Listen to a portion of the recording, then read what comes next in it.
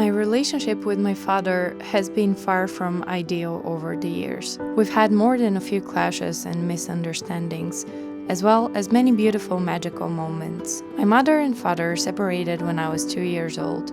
Paradoxically, even though I have never lived with my father, the only permanent home I have had since I was born is his, there in the mountains, where the sun rises from Gulam Mechi Vrh, the peak we are now heading toward to celebrate this occasion, and even more importantly, to share one of our greatest passions, the mountains.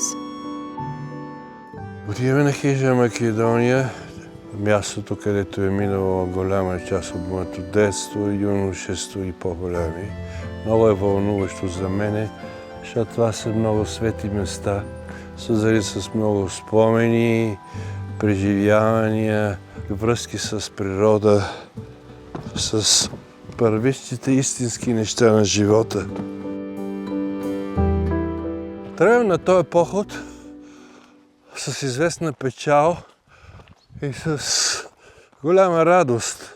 Защото момичето до мен, което ме снима, моята превъзходна дъщеря, аз я водя като малка по планини и тя много обича да ходи, много обича природата, още от малка, животните, но много често се налагаше да качвам на рамене. След това тя поодрасна и започна сама да ходи равностойно. Сърдаше се единствено, когато аз я завличаха моите любими маршрути, нетрадиционните пътеки, където не ходят много хора или никакви, защото обичам непознатите, непосещаваните пътеки. Планински, житейски и творчески, ако ми е позволено. Сега дойде време, и това го осъзнах при нашето изкачване на Цари връх, когато аз вече вървя с една пораснала девойка, жена, млада, която такова здраво темпо ударяше, че аз едва измогвах, изоставах и се уморявах. Оттам идва моята печал, че усетих вече моите сили не са това, което бяха. И радост пък, защото виждам моето продължение, как възторжено, силно и уверено върви по планинските пътеки.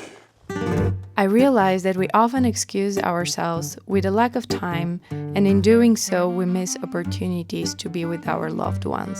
My father is 72 years old, and I don't know how much longer I will be able to go to the mountains with him.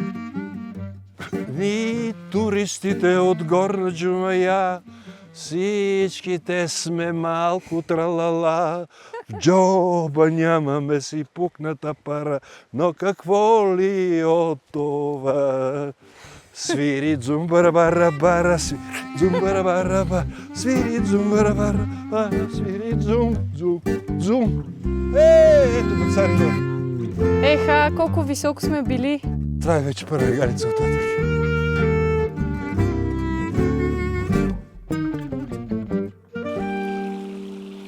Яйцата са съвсем пресни. От Тошко вчера ги взех и... Много са добри. Как може всичко да е толкова по-вкусно на поход? Просто трябва пак да хората да заживеят на село и да си гледаме градини всички. Еми, то ще се случи. Добре, дядо Иван, нали е ходил много по планини? Дядо Иван е моя дядо. Да. Той е бил оса пъргав, него живота му бил там, ама той с овце търгувал, прекарвал ги е през границата от Македония, от махала на махала. И ме баял, нали знаеш? Той ме баял, нещо и като бая, тя тръгва пред него без да знае пътя, ми разказа един. Аз съм ти го разказал да го слушам. Една крава горе от върха на планината, най-големата махала, дойде до Иван, аз вика бех 10 годишен. Он вика, какъв спомен има с него? Дедо Иван дойде да купува крава от нас. Пазариха се с баща ми, какво шо? И това ми каза, аз тръгвам. Той чака да ти дам ортума. Ортума е въже. Да я вържа. Той вика, не ми трябва. И каза, отиде някакви думи и каза, кравата тръгна пред него, аз с него, баща ми каза, вика, иди да го придружиш. И отгоре от планината, най-горната махала, това са 4-5 км до Долно Лешко. Казва кравата, стигна си Долно Лешко, къщата и си влезе в обора сама. Той бал и е лекувал. Ама някой учил ли го е на това? Обикновено се учи от човек на човек. Той е бил сирак, той е осиновен в тая махала Каперска. От кой го учил, не знам. Аз бех малък, когато той почина. Но това ходенето ни от него. Аз мисля, че и аз може да имам такава дарба, просто да няма от кого да я науча. Защото аз от малка много общувам с животните. Да, И сега се замислям, че може да нося дарбата на дядо Иван. така съм чул, така се предавало вътре в семейството.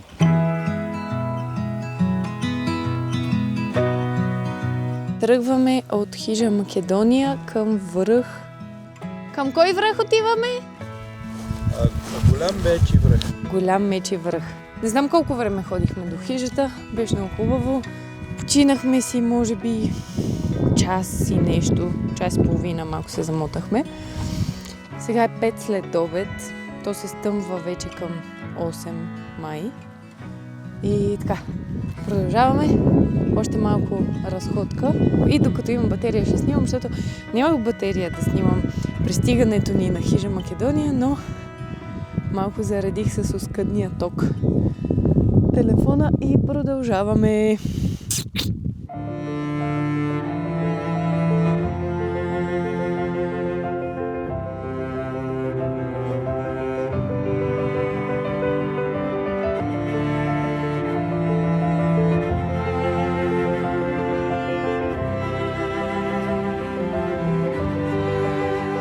Това, което аз мислих за красива мъгла, се оказа пожар. Пожара на Рила. Къде каза над Рилския манастир? Не, в тази посока, но слава Богу не е. Много жалко, много тъжно и много обезпокоително, защото до такова високо месо е необичайно. Какво празнуваме днес? Днес празнуваме 100 годишнината, нашата 100 годишнина сбора от нашите години. Нека всеки да предположи кой на колко от двама ни. Аз изглеждам по-мъдра. Аз по-млад на теб. О, колко е красиво натам. Чакай. Просто все едно си извън времето. Невероятно е. Тук ти си иска да ги обходиш тия е така. Това е наистина свещена планина. Все едно си в някакъв друг свят, на друга планета, друго измерение. За съжаление, сега ще стигнем и при пожара. Но това е природата, човека, света. We came back recharged and filled with lots of positive energy from our hike to Gulam Mechi Peak. And we stayed overnight at the Macedonia hut. The next day, we spent the morning wandering around, eating the last summer blueberries, and by noon, we set off on our way back, bringing our hike to a close. Всичко, което ни се случи, беше един букет от подаръци. Необикновено време с слънце, облаци, вятър, застудяване и невероятни гледки. Аз исках също да споделиш каква е причината и как си успял да си в такава добра физическа форма и здраве на 72. Значи аз, откакто се помня, аз пребивавам в планините. И когато от малък си поел по един път, а това е пътя на майката природа, която дори с всички поражения, които цивилизацията ѝ нанася, в планините все още е твърде запазена. И тук пребиванието, което неизбежно е свързано с движение, е може би тайната на доброто физическо здраве и сили, защото движението е в основата за мен на живота, на здравето. Застоя във всичките му форми, физически и духовен, ни разрушава. Това е движението във всичките форми. Застоят убива. И също умереното хранене. Да, умереното хранене и то с качествени храни. Ти знаеш, за разлика от теб, когато ни ядеш месо. Аз ям, но с мярка. Още древните гърци са издигнали в един от основополагащите принципи на техния живот и философия умереност, мярка във всички. Това е много важно. В днешно време страшно много хора, подлъгани от благоденствието, което им дава. Сега, независимо, че има много мрънкащи и много недоволни, българинът никога не е бил така задоволен с храна, къщи, коли, но точно пропускайки този принцип на умереността във всичко, говоря и за къщи, и за колите, защото е тъпо да живееш в някакви замъци с 20 стаи, които не ги обитаваш. Също е с коли.